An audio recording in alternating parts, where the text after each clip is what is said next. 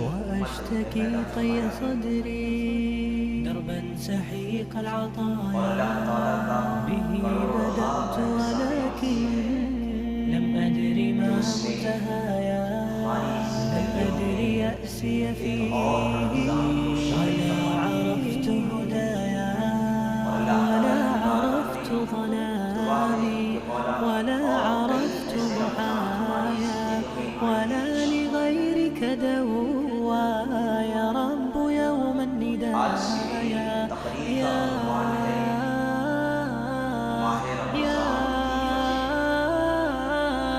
يا رجائي یہ بہت ہی عظمت اور برکت اور فضیلت والا مہینہ اللہ کریم نے قرآن حکیم میں کسی مہینے کے نام کو ذکر نہیں فرمایا، کسی مہینے کا نام ذکر نہیں فرمایا سوائے رمضان۔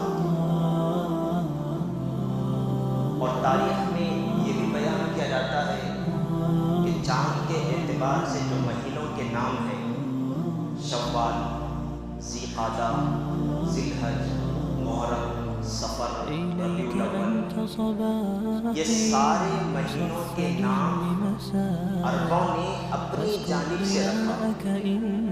عربوں نے اپنی جانب سے رکھا، لیکن یہ رمضان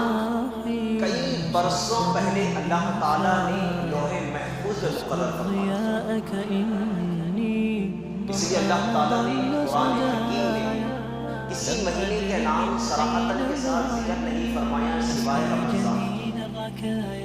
اللہ تعالیٰ قرآن پاک میں ارشاد فرماتا ہے شہر رمضان الذی انزل فیہ القرآن،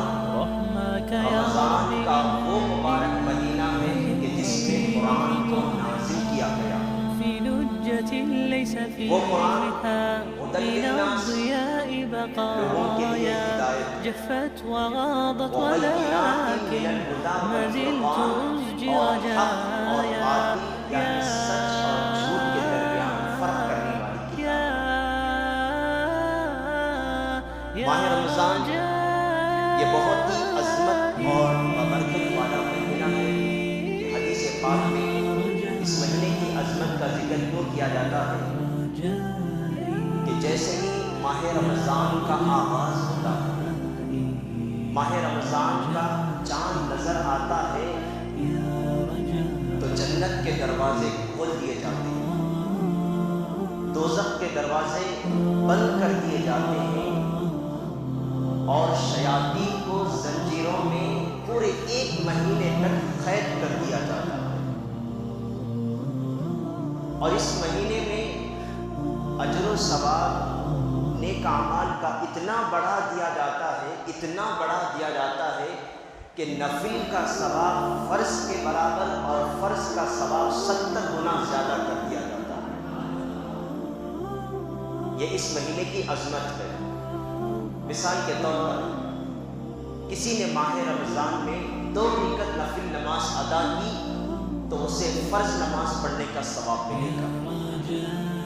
اور اگر کوئی فرض نماز ادا کر لے تو اسے 70 گنا زیادہ ثواب عطا کیا جائے۔ ماہ رمضان یہ قرآن کے نازل ہونے کا مہینہ، ماہ رمضان یہ رحمت کا مہینہ، ماہ رمضان مغفرت کا مہینہ، ماہ رمضان جنت کی طلب اور دوزخ سے نجات پانے کا مہینہ، رمضان کہ جس میں مومن کا رزق بڑھا دیا جاتا ہے،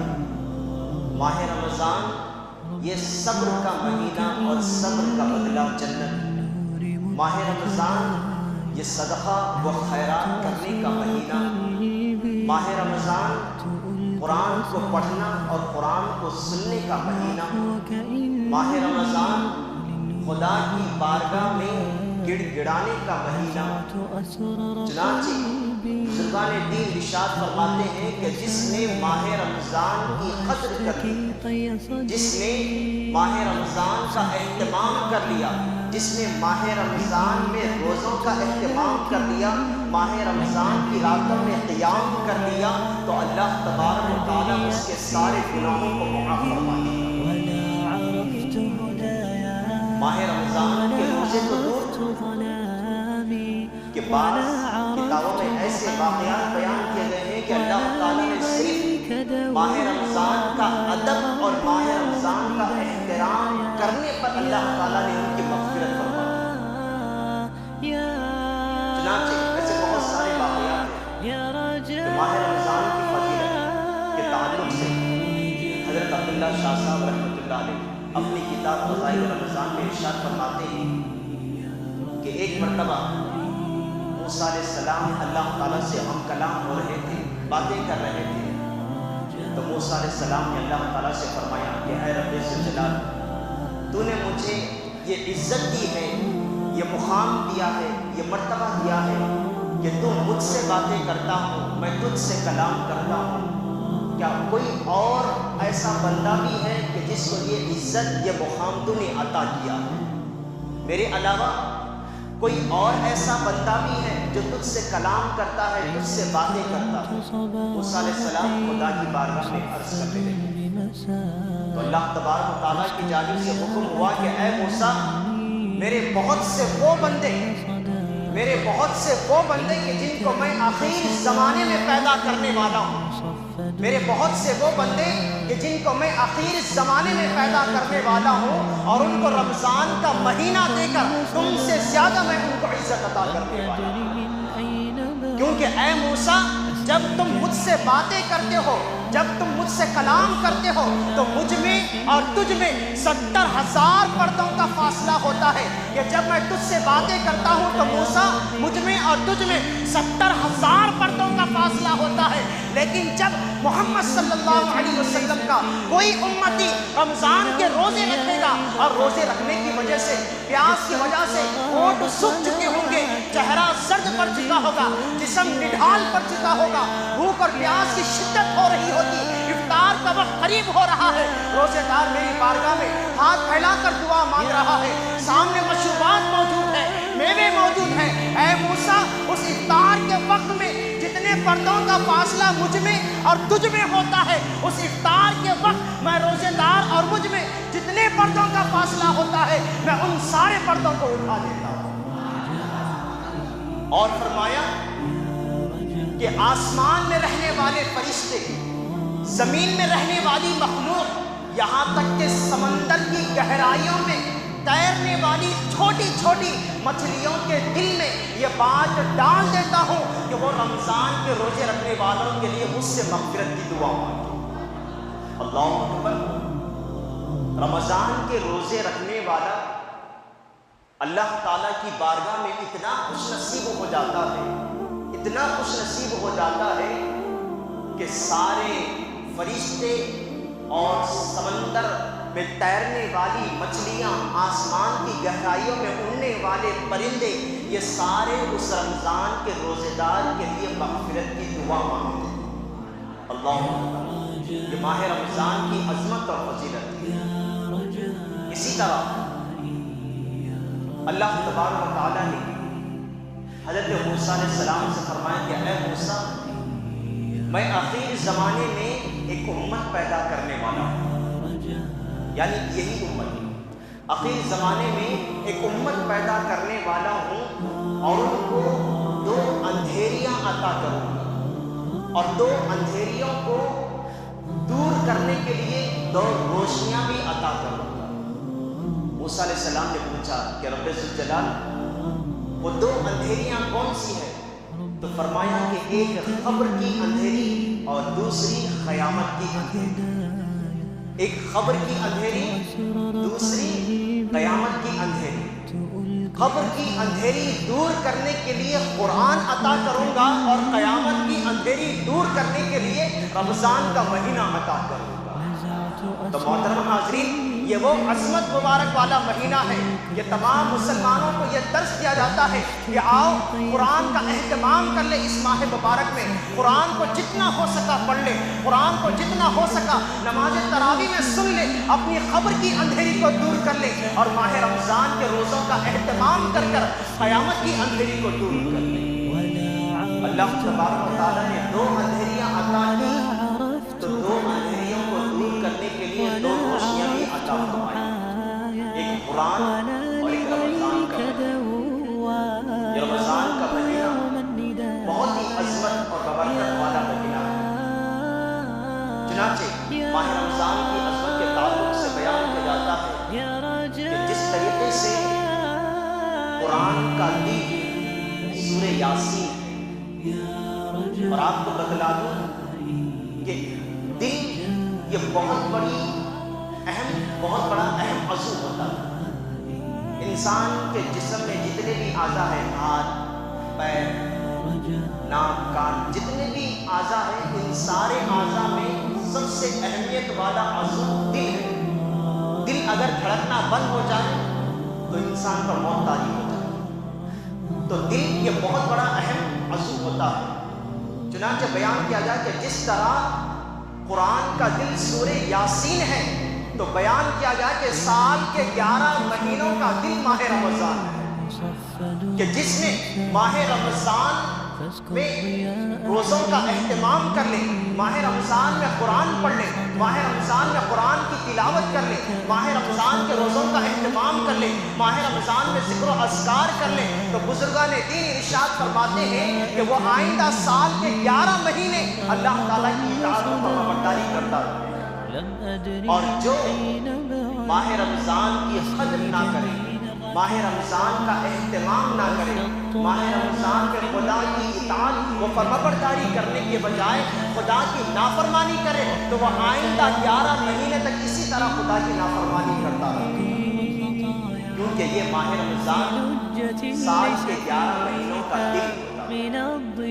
اس لیے اس ماہ رمضان کے روزوں کے تعلق سے بیان کیا جاتا ہے کہ من صام رمضان ایمانا واحتسابا غفر له ما تقدم من ذنبه, کہ جس نے ماہ رمضان کے روزے ثواب اور ایمان کی نیت سے رکھے تو اللہ تعالیٰ اس کے سارے پچھلے گناہوں کو معاف فرما دے. لیکن محترم سامعین, آج بڑی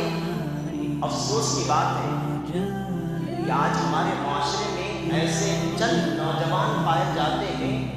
کہ جن کی زندگیوں میں رمضان آنے سے کوئی تبدیلی واقع نہیں ہوتی. سال کے 11 مہینے جس طریقے سے گزارتے ہیں, رمضان کا مہینہ آنے پر بھی وہ اسی طرح اس مہینے کو گزار دیتے ہیں. نہ نمازوں کا اہتمام, نہ روزوں کا اہتمام, نہ نماز تراویح کا اہتمام, نہ قرآن سننے, نہ قرآن پڑھنے کا اہتمام. ایسے بہت سارے نوجوان ہیں آج ہمارے مسلم معاشرے میں. آج آپ بازاروں کا چکر لگائیے کہ آج ایسا کوئی بدنصیب مسلمان بازار میں کسی پان ڈبے پر کھڑے ہو کر اپنے منہ میں سگریٹ جلا کر برسر عام دن دیواڑے ماہ رمضان کی توہین کرتا ہوا نظر آتا.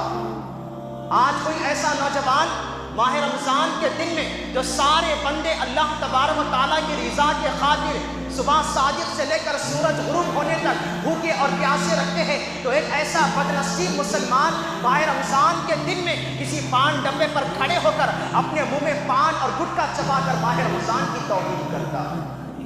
معزز سامعین اکرام, ایسے لوگ کہ جو ماہ رمضان آنے پر ماہ رمضان کے روزوں کا اہتمام نہیں کرتے, ماہ رمضان کے روزے نہ رکھنے کے ساتھ ساتھ نہ ماہ رمضان کا ادب کرتے ہیں, نہ ماہ رمضان کا احترام کرتے ہیں, تو جبرائیل امین نے ان بدنصیب مسلمانوں کے لیے ہلاکت اور بربادی کے لیے بد دعا فرمائی. کیونکہ محترم سامعین,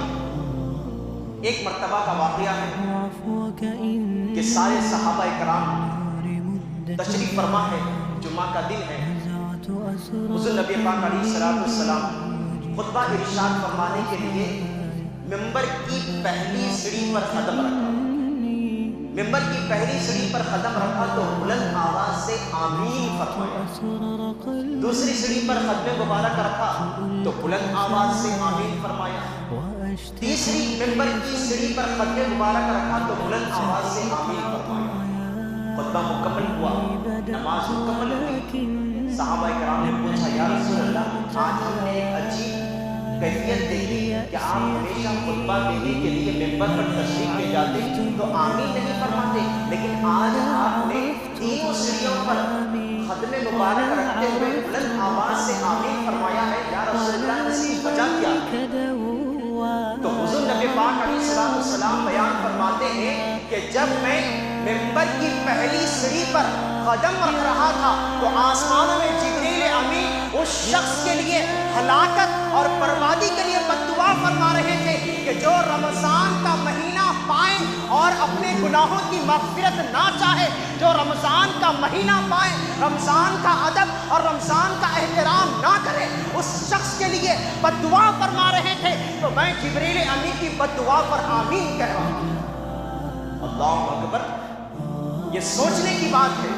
غور کرنے کی بات ہے ان لوگوں کے لیے کہ جو رمضان کی آمد پر نہ خوشی کا اظہار ہوتا ہے، نہ رمضان کی آمد پر روزوں کا اہتمام ہوتا ہے، بلکہ برسر عام رمضان کے دن میں اپنے منہ میں پان چباتے ہوئے نظر آتے ہیں، اپنے منہ میں گٹکا چباتے ہوئے نظر آتے ہیں، اپنے منہ میں سگریٹ کی شعائیں اڑاتے ہوئے نظر آتے ہیں. بد نصیب ہے وہ نوجوان کہ جو رمضان کا مہینہ پائے اور رمضان کا ادب اور احترام نہ کرے. معزز سامعین کرام، رمضان کے روزے رکھنا تو دور،